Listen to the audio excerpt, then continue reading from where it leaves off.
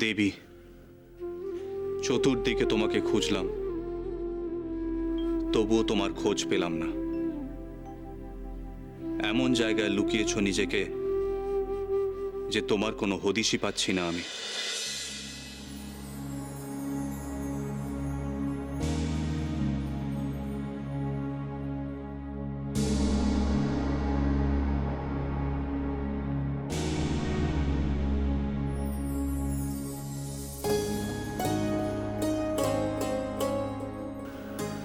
নারায়ণ, তোমার নামের এই শিলা কোনো মেয়ে পুজো করতে পারে না কেন?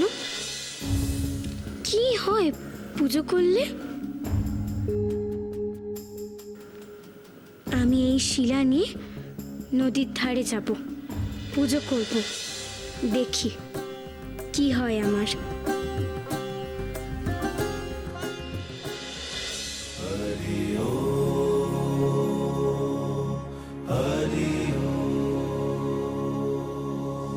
জলে হরি, স্থলে হরি, চন্দ্রে হরি, সূর্যে হরি, অনলে অনিলে হরি, হরিময় এ ভূমণ্ডল। জলে হরি, স্থলে হরি, চন্দ্রে হরি, সূর্যে হরি, অনলে অনিলে হরি, হরিময় এই ভূমণ্ডল। ক্ষুধা তৃষ্ণা পরিহরি বলে।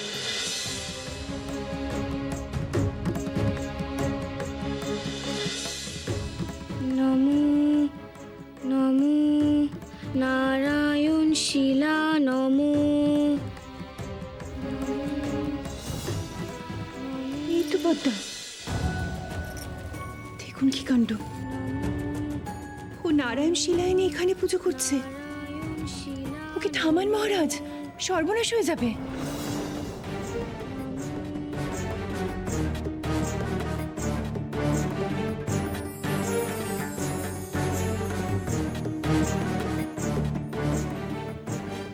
পুত্রী, তুমি এসব কি করছো? আর কাউকে না জানিয়ে তুমি এখানে এসেছো কেন? বারে, আমি কি করব?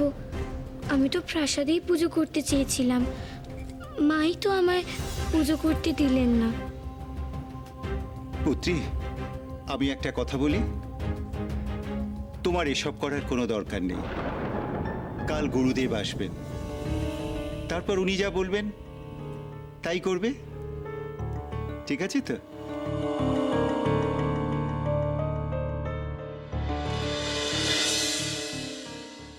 পুত্রী, নারায়ণ নিষ্ঠুর নন। আসলে নারায়ণ শিলার উপরে শনিদেবের দৃষ্টি আছে যে, সেই জন্যই তো মেয়েরা নারায়ণ শিলার পুজো করে না, নারায়ণ মূর্তির পুজো করে। একবার কি হয়েছিল জানো তো? কি?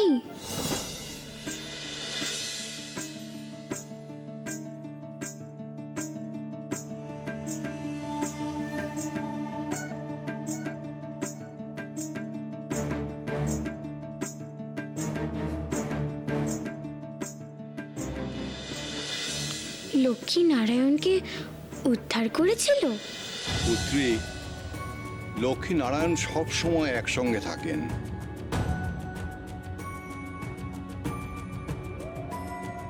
আসলে লক্ষ্মী ছাড়া নারায়ণ যে বড় অসহায়।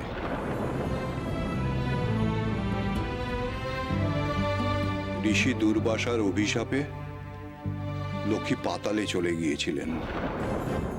তখন সমুদ্র মন্থন করে বিষ্ণুদেব লক্ষ্মীকে ফিরিয়ে এনেছিলেন।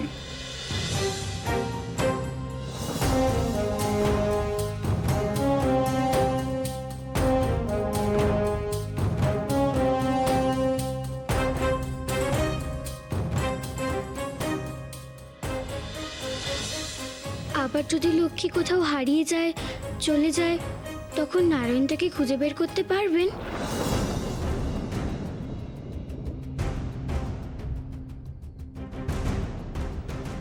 অবশ্যই পারবেন। আর যদি লক্ষ্মী লুকিয়ে পড়ে, তখন কি করবেন নারায়ণ?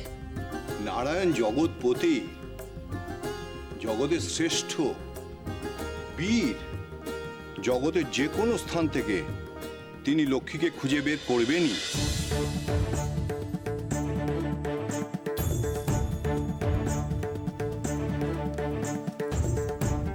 নারায়ণ যতই বীর হোক, লক্ষ্মী ধরা দিতে না চাইলে নারায়ণ তাকে কিছুতেই ধরতে পারবে না। লক্ষ্মীর কাছে নারায়ণ ঠিক হেরে যাবে।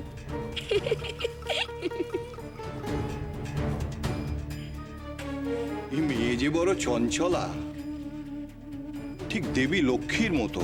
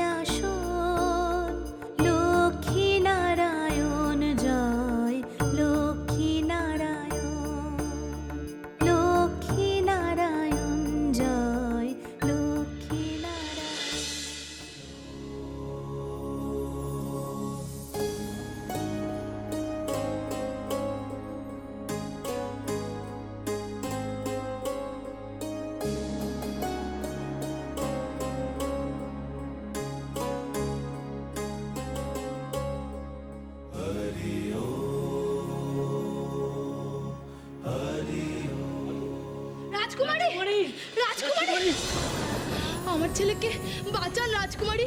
খেলতে খেলতে সে জঙ্গলে চলে গেছে যে, আমরা বাঘের ডাক শুনেছি জঙ্গলে। রাজকুমারী, রাজকুমারী, আপনি এখানে, আর ওদিকে রানীমা আপনাকে। কেঁদো না, ওঠো, পা ছাড়ো, ওঠো। কিচ্ছু হবে না তোমার ছেলে, আমি তাকে নিয়ে আসবো। বাঘের মুখোমুখি হব আমি, দেখি সে কি করে তোমার ছেলের ক্ষতি করতে পারে। চলো আমার সাথে, চলো।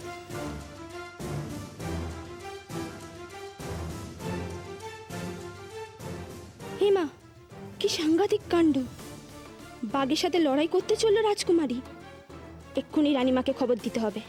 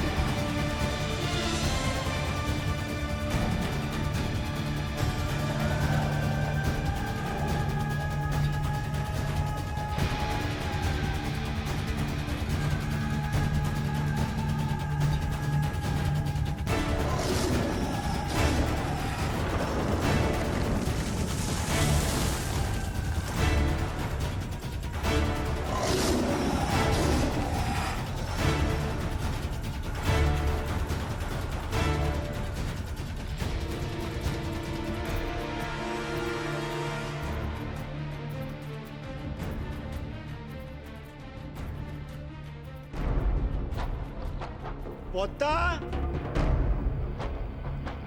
পদ্মাবতী, তুমি কোথায়? রাজকুমারী, রাজকুমারী আপনি কোথায়? তোমরা চারিদিকে সবাই ছড়িয়ে পড়ো, সারা জঙ্গল তন্ন তন্ন করে খোঁজো।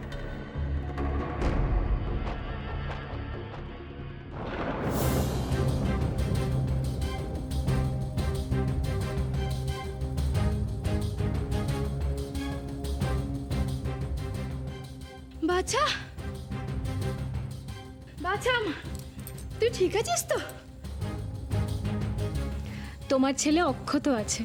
আপনি মানুষ নন রাজকুমারী, আপনি মহালক্ষ্মী। আজ আপনার জন্যই আমার ছেলে প্রাণে ফিরে এসছে। যাও, ওকে নিয়ে ঘরে যাও। পদ্মাবতী, পদ্মাবতী, পদ্মাবতী, তুই ঠিক আছিস তো? এভাবে একা একা কেউ জঙ্গলে বাঘের মুখে যায়? যদি কিছু হয়ে যেত? আমার কিচ্ছু হবে না পিতা। আর যদিও বা কিছু হয়, তার ভয়ে তো আমরা পিছিয়ে থাকতে পারি না। প্রজাদের রক্ষা করা আগে দরকার, তাই নয় কি? জয় রাজকুমারী পদ্মাবতী জয়! জয় রাজকুমারী পদ্মাবতী জয়! তোকে নিয়ে মা আমার অনেক গর্ব, অনেক ভাগ্য করে তোকে পেয়েছি। চল মা চল, এবার আমরা প্রাসাদে ফিরে যাই। চল চল।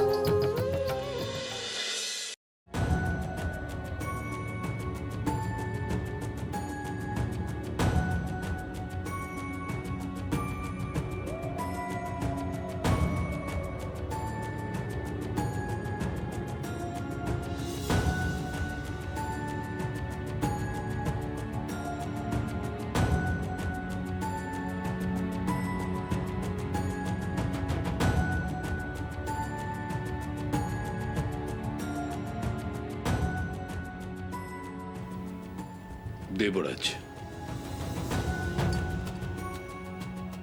তোমার দেবদূতরাও তো নারায়ণ ও মহালক্ষ্মীর কোনো সন্ধান করতে পারল না। না পিতা। হে প্রজাপতি,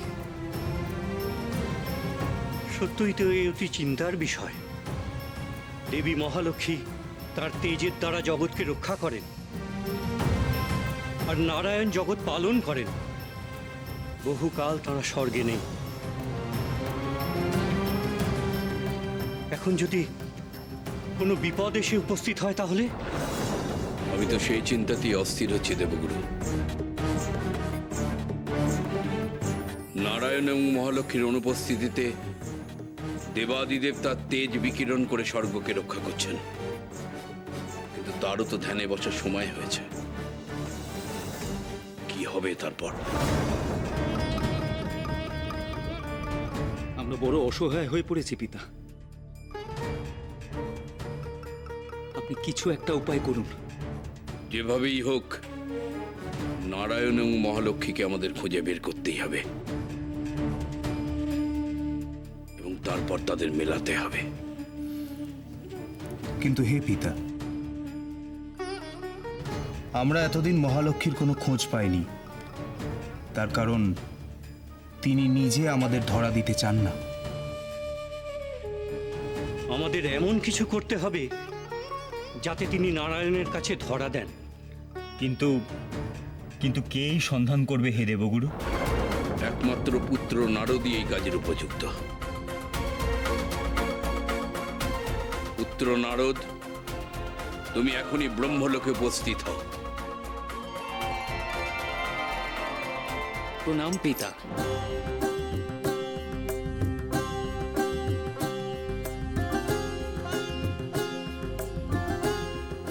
আদেশ করুন পিতা। পুত্র নারদ, তুমি মর্তলোকে ভ্রমণ করো। সংবাদ আনো মহালক্ষ্মী কোথায় জন্মগ্রহণ করেছেন, এবং স্বয়ং নারায়ণী বা কোথায় তপস্যা করছেন। পিতা, আমি বহুকাল ধরে সেই সন্ধানই করে চলেছি, কিন্তু প্রভু আর মাতাকে কোথাও পাইনি। মহালক্ষ্মী যেখানেই জন্ম নিক না কেন, সৌভাগ্য এবং শ্রী সেখানে উপচে পড়বে। পুত্র নারদ, সন্ধান করো মর্তের কোন রাজ্য এখন সবচেয়ে সমৃদ্ধশালী।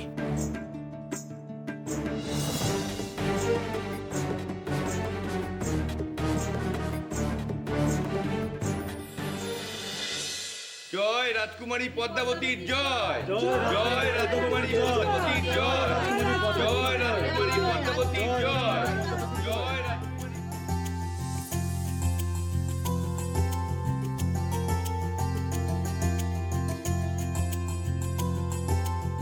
পুত্রী পদ্মাবতীর কল্যাণে এই রাজ্যের অবস্থায় বদলে গেছে মহারাজ।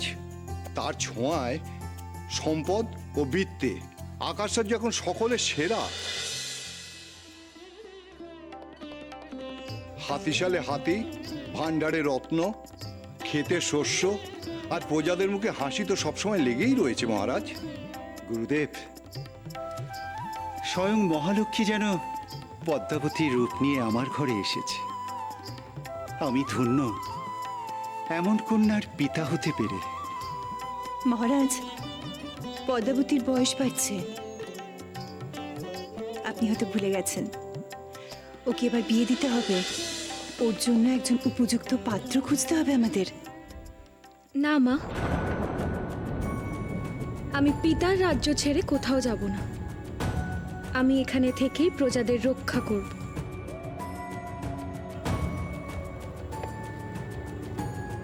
আমি যাচ্ছি পিতা। তোমায় কি কথা? কোথায় যাচ্ছিস? শুনেছি রাজ্যের সীমানায় অসুররা নাকি আক্রমণ করেছে ঋষিদের ওপর। আমি ওদের উচিত শিক্ষা দেব। এ কি সাংঘাতিক কথা! মহারাজ ওকে আটকান।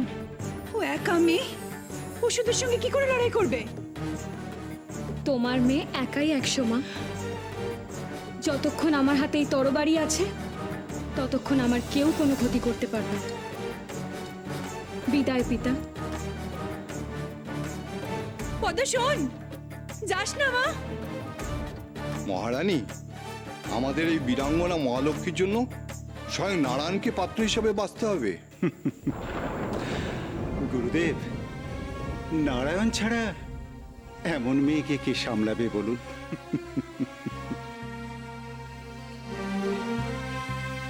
এটা একটা চিন্তার বিষয় হয়ে দাঁড়াচ্ছে।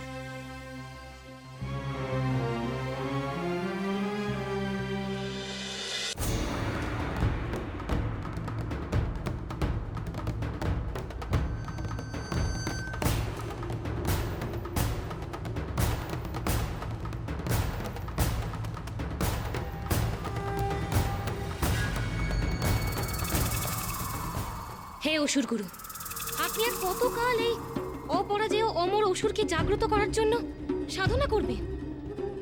ওদিকে দেবতারা নারায়ণ ও মহালক্ষ্মীকে মিলিত করার জন্য ব্যস্ত হয়ে পড়েছে।